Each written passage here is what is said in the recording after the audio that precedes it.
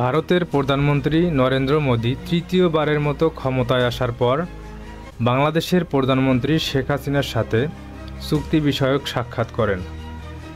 দুই সরকার প্রধানের বৈঠকে 10টি চুক্তি স্বাক্ষরিত হয়, যার মধ্যে সবচেয়ে আলোচিত সমালোচিত হল বাংলাদেশের ভিতর দিয়ে ভারতের রেল ট্রানজিট সুবিধা আদায় এবং বাংলাদেশের তিস্তা প্রকল্পের ভারতের অন্তর্ভুক্তি। এগুলো সহ এবারের বৈঠকে মোট 10টি চুক্তি স্বাক্ষরিত হয়েছে, যার মধ্যে পুরনো 3টি চুক্তি নবায়ন করা হয়েছে এবং বাকি 7টি সম্পূর্ণ নতুন চুক্তি। আজকের ভিডিওতে আলোচনা করা হবে বাংলাদেশ ভারতের এই সকল চুক্তি নিয়ে। যদি আমার চ্যানেলে নতুন হয়ে থাকেন তাহলে অনুরোধ করব চ্যানেলটি অবশ্যই সাবস্ক্রাইব করে বেল আইকনটি প্রেস করবেন।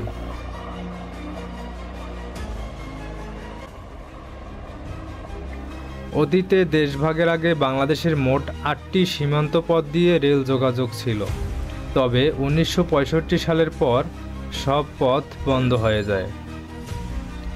যদিও 1971 সালের পর আবারও রেলপথে যুক্ত হতে শুরু করে প্রতিবেশী দুই দেশ। শেখ হাসিনা ও নরেন্দ্র মোদী দুই প্রধানমন্ত্রীর সাম্প্রতিক বৈঠকের পর জানা যায় আগামী মাস থেকেই ভারতের ট্রেন বাংলাদেশের ভূখণ্ড ব্যবহার করে পরীক্ষামূলকভাবে চলবে। বর্তমানে 5টি রুটে বাংলাদেশ ভারত ট্রেন চলাচল করে, এর মধ্যে 3টি যাত্রীবাহী ইন্টারচেঞ্জ এবং বাকি 2টি পণ্যবাহী। বর্তমান পদ্ধতিতে ভারতের ট্রেন সীমান্তে আসার পর বাংলাদেশের ইঞ্জিনে বাংলাদেশে প্রবেশ করে বা বাংলাদেশের একটি লোকোমোটিভ দ্বারা বাংলাদেশের ভিতরে আনা হয়। ফেরার পথে একই রকম পদ্ধতি অনুসরণ করা হয়, কিন্তু পরীক্ষামূলক যাত্রার জন্য ভারতের সাম্প্রতিক প্রস্তাবে বলা হয়েছে তারা বাংলাদেশের উপর দিয়ে দেশের এক এলাকা থেকে অন্য এলাকায় রেল যোগাযোগ নিয়ে যেতে চায়। ট্রানজিট চালুর পর ভারতের ট্রেন বাংলাদেশে চলার জন্য ইন্ডিয়ার কলকাতা এবং আগরতলাকে সংযুক্ত করবে। এই ট্রানজিট চালু হলে নিজ দেশের মধ্যে রেলপথের দূরত্ব অনেকখানি কমবে ভারতের। ট্রানজিট চালু করতে নতুন রেলপথ নির্মাণ করা হবে নাকি যেটি আছে সেটিকে সংস্কার করা হবে সে ব্যাপারে উপযুক্ত তথ্য পাওয়া যায়নি। এর বাইরেও বাংলাদেশের রাজশাহী থেকে ভারতের কলকাতার রুটে নতুন ট্রেন চালু করার বিষয়ে আরও একটি সমঝোতা স্মারক সই করা হয়েছে। বাংলাদেশ ও ভারতের মধ্যে তিস্তা নিয়ে অনেক আগে থেকেই সংকট চলে আসছে। এই সংকট সমাধানের জন্য বাংলাদেশের পক্ষ থেকে তিস্তা চুক্তির দাবি জানানো হলেও এতদিনে এর কোনো অগ্রগতি হয়নি। এমন অবস্থায় তিস্তা নদীকেন্দ্রিক বন্যা প্রশমন, ভাঙন হ্রাস ও ভূমি উদ্ধার একটি মহাপরিকল্পনা করে বাংলাদেশে, যেটি তিস্তা মহাপরিকল্পনা হিসাবে পরিচিত। এই পরিকল্পনার অংশ হিসাবে বাংলাদেশের উজানে একটি বহুমুখী ব্রিজ নির্মাণ করারও চিন্তা রয়েছে বাংলাদেশের। শেখ হাসিনার ভারত সফরের সবার আগ্রহের কেন্দ্রবিন্দু ছিল তিস্তা প্রকল্প। সাম্প্রতিক বৈঠকের পর জানানো হয় তিস্তা প্রকল্পে ভারত যুক্ত হবে। তবে কি এটি বাংলাদেশের প্রস্তাবিত মহাপরিকল্পনা নাকি ভারতের সাথে নতুন কোনো পরিকল্পনা গ্রহণ করা হবে সে বিষয়ে পরিষ্কার কিছু বলা হয়নি। তিস্তা নদীর সংস্করণ ও ব্যবস্থাপনার জন্য ভারতের পক্ষ থেকে একটি কারিগরি দল খুব শীঘ্রই বাংলাদেশে সফর করবে। 2011 সালে তিস্তা চুক্তি হওয়ার কথা থাকলেও তা আজ পর্যন্ত বাস্তবায়ন করা যায়নি। এরপর 14 বছর কেটে গেলেও এই সংকটের কোনো সমাধান হয়নি, বরং এখনও এই ইস্যুটি আলোচনার পর্যায়ে আটকে আছে। তবে বাংলাদেশের প্রধানমন্ত্রী সাম্প্রতিক এই বৈঠককে দেশের জন্য সুফল বলে দাবি করছেন। এই বৈঠকের কারণে প্রধানমন্ত্রী শেখ হাসিনা একই মাসে দ্বিতীয়বারের মতো দিল্লি সফর করেছেন। এর আগে গত 9 জুন তিনি মোদির শপথ অনুষ্ঠানেও যোগ দিয়েছেন।